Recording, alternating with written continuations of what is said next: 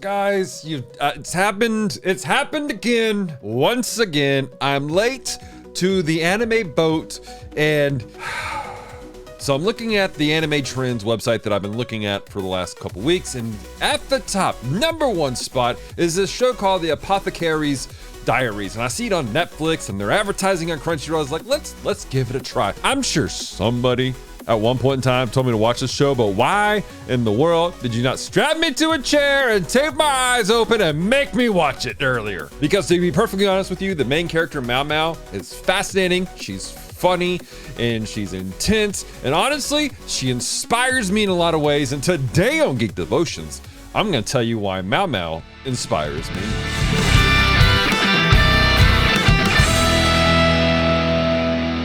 Hello, Devoted Geeks, and welcome to Geek Devotional Show from Devoted Geeks, who are devoted to letting you know you're loved. I'm Dallas. I'm so glad you've hit the play button today. If you are new to our show, we take geek pop culture items like movies, video games, comic books, and we use it to let people know that they're loved. So if you don't watch past this moment, know this: we love you, we care about you. There is a plan and a purpose for your life. Do not give up. Ladies and gentlemen, this is the final episode of Anime April, and we're ending it on a high note. Literally #1 on the Anime Trends website that I've been looking at for all month long, trying to figure out what's popular and what's really kicking out there in the anime world. And holy crap, this show has humor, it has romance, it has drama, it has political intrigue and espionage. What is even this show? This show is about a young lady named MaoMao who is living in the slums in a fictional alternate universal China, and her dad makes medication. He's taught her how to make medication. However, she's at the same time fascinated with poisons and making poisons and figuring out how to counteract them. It's just a thing she has. It's a weird, really weird little quirk that she has. One day she is kidnapped and thrown into slavery, and she ends up at the rear palace where she is actually working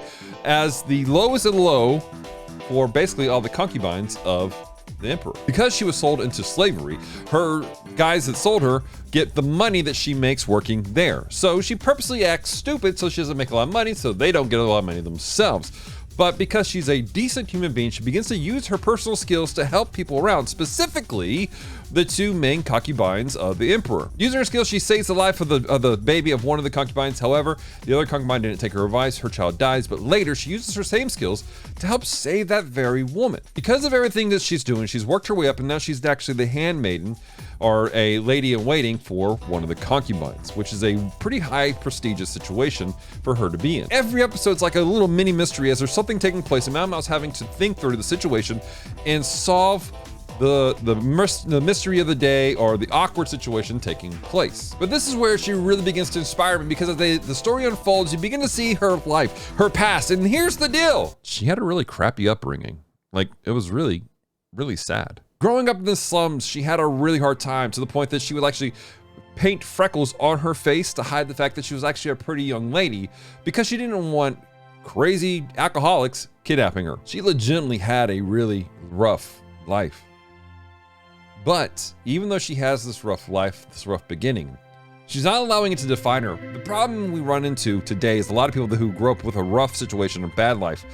Sometimes we allow that to become a victim mentality, and we fall into a gap, and we are struggling with our identity, and we begin to see the worst in people and lash out. We begin to expect things from people out of almost payment for how bad our lives were. Or we're just angry and bitter all the time. But see, MaoMao, she's not allowing her past to dictate how she sees and does things. Yes, she keeps to herself. Yes, she has some walls that she's built up for protection. At the same time, she keeps a tender heart. She becomes passionate about helping people, about going out of her way to make sure people are safe and they're okay. At the same time, she has her passions for poison. It's a weird thing. Not allowing your past to define you is a difficult thing. It's a frustration that you have to walk through, and I've done it myself. This young man on the screen right here doesn't know that just here in a couple of years that his family will go through a terrible time frame involving divorce, homelessness, and a whole lot of heartache and pain. This young man has just suffered it, and he's angry and he's upset and he hates the world.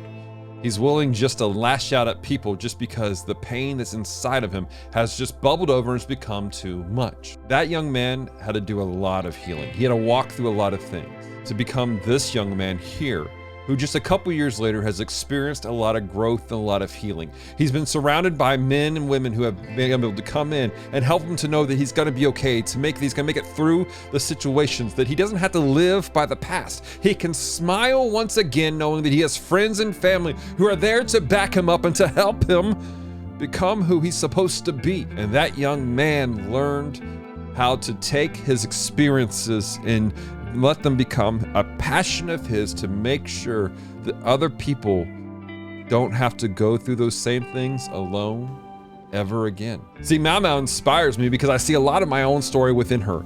Now, her story is far more tragic than anything I've ever been through, but at the same time, it is a story that many of us can see and relate to, where we are faced with a past and we're having to figure out what we're going to do with it. In the book of Philippians, Paul is talking about how to be righteous, how to be what you're supposed to be. And then he stops for a second and says something really interesting in Philippians chapter 3, verse 13. Brothers, I do not consider that I have made it my own, but one thing I do, forgetting what lies behind and straining forward to what lies ahead, I press on towards the goal for the prize of the upward call of God in Christ. What Paul is saying here is that while he recognizes where he is today is so much different than what he used to be, as we strive to be like Christ, he's like, I didn't do this on my own. I did not, through hard work and grit, just sort of become this individual, but rather I walked a journey with the grace of God, submitting my life to him, submitting my life to Christ, submitting my life to what he has for me, and allowing other people to come into my life to speak to me so I can be where I am today. I forgot the past. I didn't allow my past experiences to define me, but I used them to step forward into what God has for me tomorrow, into the next day. You may be walking through a hard time today, and I want you to understand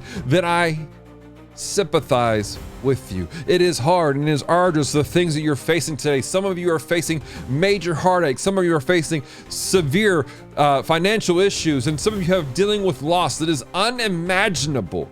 But if you allow the pain and the hurt to define you today, then you will cripple the person you can be tomorrow. But instead, allow God to bring healing in the moment. Allow God to bring people into your life and to help you walk this out. See, one of the things that set MaoMao apart from other people, in my opinion, is the fact that she was raised with a father who was speaking life into her, who was training her, who was teaching her a skill and a trade, helping her to see things differently, quizzing her and challenging her to think outside of the box. See, MaoMao didn't just do this one day, but she had somebody encourage her. And even in the slums, there were other women and people that were encouraging and challenging her because they said that they saw something special in her. She didn't do this on her own. You're struggling, you're in pain, if you're dealing with something right now, do not walk this alone. We were created to be in community, to have people in our lives to help us to grow and to become what God's created us to be.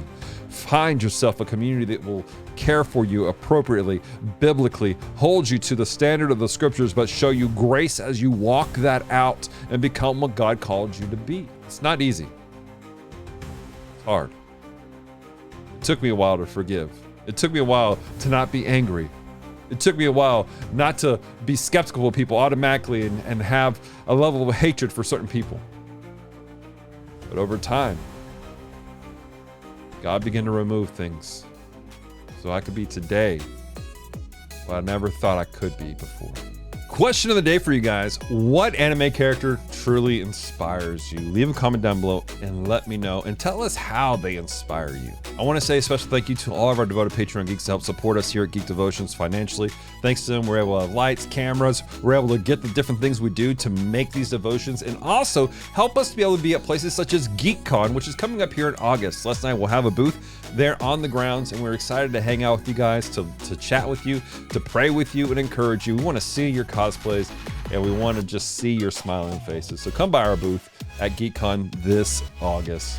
Now, that being said, if you'd like to help support Geek Devotions, go to our website, geekdevotions.com, and check out our support page where you can help us through Patreon and through other avenues. That being said, if you can't support us financially, guys, that's totally cool. We understand that. You can support us by communicating with us, by praying for us, taking part in the comment section on these videos, taking part in our Discord channel, being part of the community as a whole.